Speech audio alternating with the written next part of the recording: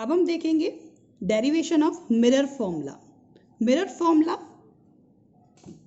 Focal length, object distance और image distance के बीच रिलेशन फॉर्म करता है and that is 1/f equal to 1/v plus 1/u, where f is focal length of mirror, v is position of image, u is position of object. So now let's see the derivation of this formula. हमने माना हमारे पास एक concave mirror है जिससे कुछ distance पर एक object रखा हुआ है ए बी, जिससे एक लाइन प्रिंसिपल एक्सिस के पैरेलल जाती है तो फोकस से निकल जाती है और सेंटर ऑफ कर्वेचर से आती है तो सेंटर ऑफ कर्वेचर चली जाती है और इसकी image a dash b dash बनती है। अब हमने ए बी के बराबर ही m से प्रिंसिपल एक्सिस पर एक परपेंडिकुलर डाला mn such that A B equal to mn। Again यहाँ मैं बता दूं, चूंकि ये अपर्चर बहुत ही छोटा है तो n और p बहुत पास पास होंगे तो n और p को हम एक ही पॉइंट मान सकते हैं। ठीक है, सो n को मैं p से रिप्लेस करूंगा। नाउ हमारे पास ए बी क्या है, object, a dash b dash क्या है, इमेज, pf मतलब कि p से f तक की distance that is focal length and focal length कितनी है -f। माइनस क्यों लिया, क्योंकि कॉनकेव मिरर है और फोकस कहाँ है, left hand side. Same to same pc क्या है -r, या इसको हम बोल सकते हैं -2f क्योंकि हम जानते हैं r equal to 2f radius of curvature. pb मतलब कि मिरर से ऑब्जेक्ट तक के डिस्टेंस को क्या बोलेंगे, object distance, it is -u and pb dash equal to -v। Now अगर हम ट्राइंगल ABC और triangle a dash b dash c की बात करें तो angle this one is equal to this one, why, vertical opposite angle, angle B equal to angle B, why, both are 90, each 90। So similarly अगर दो angle बराबर तीसरा angle भी क्या होगा, डेफिनेटली इक्वल होगा।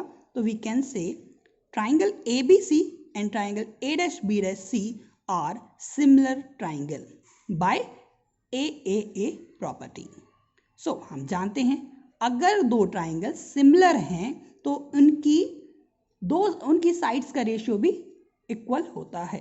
दैट इज अगर हम बोलें AB upon A dash B dash, AB upon A dash B dash should equal to BC upon B dash C, BC upon B dash C, मतलब ये साइड अपॉन ये side is equal to ये side upon ये side.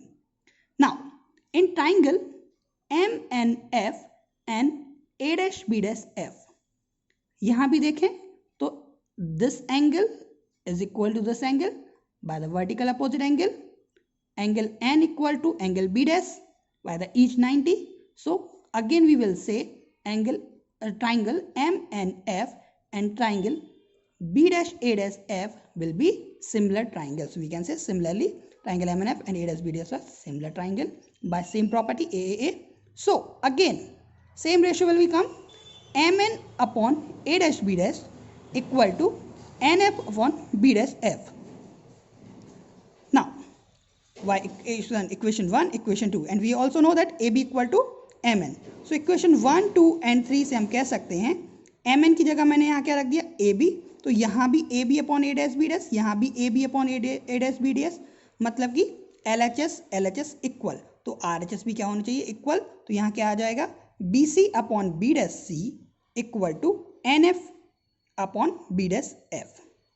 ना हम already बोल चुके हैं कि NF और N और P लगभग एक ही पॉइंट है, बहुत पास है, तो हम क्या बोल सकते हैं NF को हम अप्रोक्सीमेटली इक्वल किसके बोल सकते हैं PF। So we can say BC upon B dash C and NF की जगह मैंने क्या रख दिया PF upon B dash F। ना अब BC, अगर हमें BC की लेंथ निकालनी है तो हमारे पास BC के लिए कोई वैल्यू नहीं है, लेकिन अगर हम बात करें मेजरमेंट हमने कहाँ से किया हर चीज़ का P से, तो BC को निकालने के लिए हम क्या कर सकते हैं P से B का डिस्टेंस माइनस P से C का डिस्टेंस, मतलब कि इतने डिस्टेंस में से अगर इतना डिस्टेंस माइनस कर दें तो हमें पास क्या मिल जाएगा BC।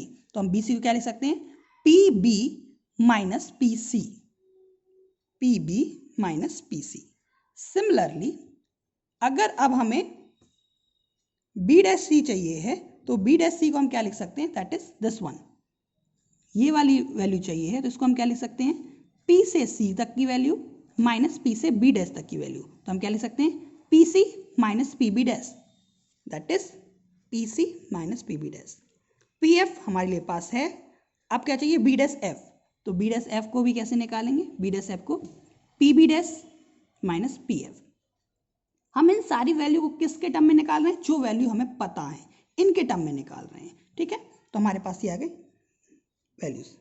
Now PB, PC, PB dash और PF की वैल्यू हमारे पास ऑलरेडी हम निकाल चुके हैं। जैसे कि PB की वैल्यू कितनी है -U, PB डैश की वैल्यू -V, PC की -2F एंड PF की -F। ये सारी वैल्यू हम यहाँ पुट कर देते हैं। PB की जगह -U, माइनस का साइन, PC की जगह -2F, PC की जगह -2F, माइनस का साइन, PB डैश की जगह -P, PF की जगह -F, PB डैश की जगह -B ऑलरेडी रख चुके हैं एंड PF की जगह -F। Now minus minus plus, so it will become 2F minus U, 2F minus U, minus minus plus, so it will come V minus 2F. Similarly यहाँ minus F as it is, minus minus plus, so F minus V, यहाँ हमारे पास equation आ गई। अब दोनों side trike multiplication कर दें, तो पहले F का इसने मल्टीप्लाई किया तो 2F square minus UF, then V का मल्टीप्लाई किया तो -2VF and minus minus plus UV equal to -VF and minus minus plus 2F square, 2F square से 2F स्क्वायर कैंसिल। अब -UF उस साइड भेज दीजिए, -2VF उस साइड भेज दीजिए, यहाँ अकेला क्या बचा पॉजिटिव का UV, यहाँ ऑलरेडी पहले क्या बचा था -VF और यहाँ से क्या है इस साइड से UF और 2VF। अब 2VF में से VF को माइनस कर दीजिए तो क्या बचेगा VF और यह क्या बचा UF। अब इस पूरी इक्वेशन में आप UVF से डिवाइड कर दीजिए, तो UV upon UVF, UF upon UVF and VF upon UVF, तो क्या बचेगा यहाँ 1 अपॉन F, क्या बचेगा 1 upon V and 1 upon U। So this is the mirror formula, that is 1 upon F equal to 1 upon V plus 1 upon U। अब अगर हम इसको आगे देखें, यही मिरर फॉर्मूला था। अब हम देखें लीनियर मैग्निफिकेशन। वैसे तो हम लीनियर मैग्निफिकेशन की बात कर चुके हैं, इसको पढ़ चुके हैं। मैग्निफिकेशन में क्या होता है, height of image upon height of object, that M equal to HI upon HO। अब अगर हम इस प्रीवियस डेरिवेशन की बात करें तो हमारे पास हाइट ऑफ इमेज क्या थी, इसमें हाइट ऑफ इमेज है A डैश B डैश, और ये कैसी है इन्वर्टेड है। इन्वर्टेड है मतलब इसका साइन कैसा आएगा नेगेटिव आएगा। और ऑब्जेक्ट की बात करें तो क्या है AB, हाइट ऑफ ऑब्जेक्ट ये कैसा आएगा पॉजिटिव। तो हम इसको बोल सकते हैं A dash B dash upon AB, overall sign कैसा है नेगेटिव। नाउ जब हमारे पास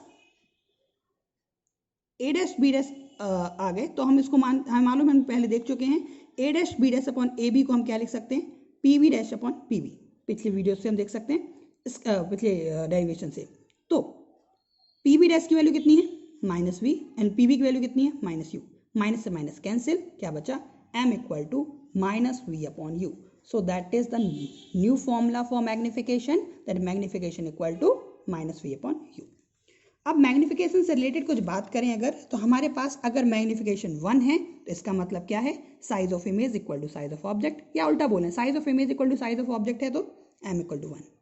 M is greater than 1, I am talking about magnitude only, greater than 1 then it will be magnify image, less than 1 small image, M negative तो real image, M positive तो virtual image। now mirror concave convex plane, अगर हम बात करें M equal to positive तो concave mirror के पास ही positive है, convex mirror के पास ही पॉजिटिव है, प्लेन मिरर के पास ही पॉजिटिव है। बट तीनों ही केस में अगर आप देखें तो प्लेन मिरर जब पॉजिटिव होता है तो उसका मैग्निफिकेशन कितना होता है 1, कॉन्वेक्स मिरर के लिए less than 1 and concave mirror के लिए ग्रेटर देन 1। अगर हम रियल इमेज की बात करें तो केवल कॉनकेव मिरर के पास नेगेटिव मैग्निफिकेशन होता है, सो that is it is having greater than, less than and equal all things. अगर हम इसको